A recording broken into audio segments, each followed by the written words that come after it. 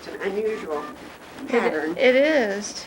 Combination curve and Very well put together because these don't tie in with these, and at the end there's no room left for a border across these two bands then to make it even because of that being jogged down there. But it's a very interesting pattern, and I think all handmade. I think it's quite well done. This was one of John's quilts from his family. From the type of fabric used, it looks like it must be quite old. The quilting is nice and fine and quite an unusual pattern in that this plain block is done in a herringbone pattern, which is very interesting. yeah. This was also one of John's, had been in his family, and it also looks pretty old. I have not been able to find this pattern in any of the books, but It looks like a quadruple 9 patch or something, doesn't it? well, not really, because you see it has the straight Right. cross pieces in here, so it's a little bit different. And there's just straight quilting, but the quilting is so fine and nice. It's just wonderful quilting. Do you think his sisters did this, or? Oh, well, it could be his sister, it could be his mother, because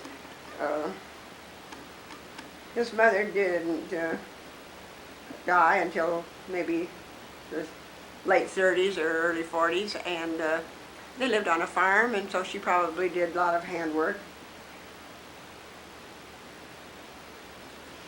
I like this one because it's kind of bright. Oh, yes. I like the red, and I think that sort of dates it also. Right. It's very cheery. This double Irish chain quilt Grandma Telfer made for me, and so it's probably 50, at least 50 years old. How old were you when she made it? Was it while the Methodist Church was doing the quilting? Yes, they did the quilting for her. Because Yeah. she didn't quilt. She didn't have the facilities to quilt in later years, and so they had a good quilting group at our church, and they did a number of quilts for us.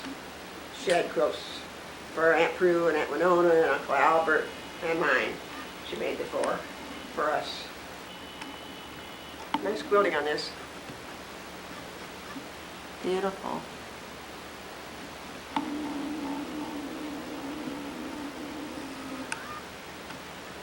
Well, this was a wedding gift for Daddy and me in 1929, and made by Aunt Fanny Eland, who was my father's youngest sister. It is not large enough to hang down over the bed, so I used a dust ruffle with it, with the yellow trim on it. Beautiful quilting in this.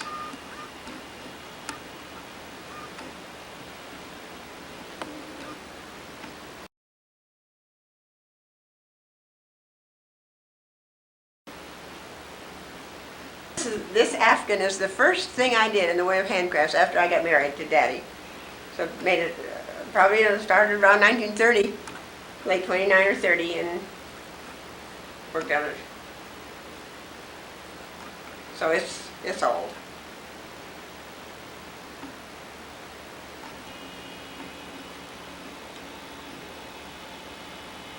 Well, this bedspread I made also very early in my married life, and I started doing it because Aunt Addie Claytor made one, and I just fell in love with it so that I decided I wanted to make one.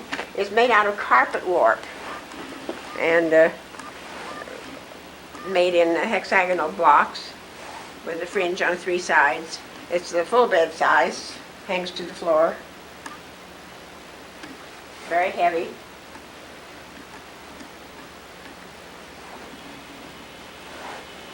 I spent a lot of time doing it, but I enjoy doing it, even though it would seem to be monotonous.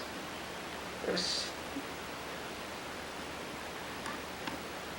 always kind of interesting to get a lot of blocks made and then put them together and see what they were going to look like as it grew in size. You dyed all the yarns? Yeah. It's not yarn, it's fabric, all wool fabric. Oh, wow. When did you make this? Oh, I was working on it around 1950 when we were, I had moved up into the apartment. That's where he took pictures of me working with it on the frame. And made about the same right after I did the big one. This is also hooked out of fabric, dyed in shades of green, and a very simple pattern.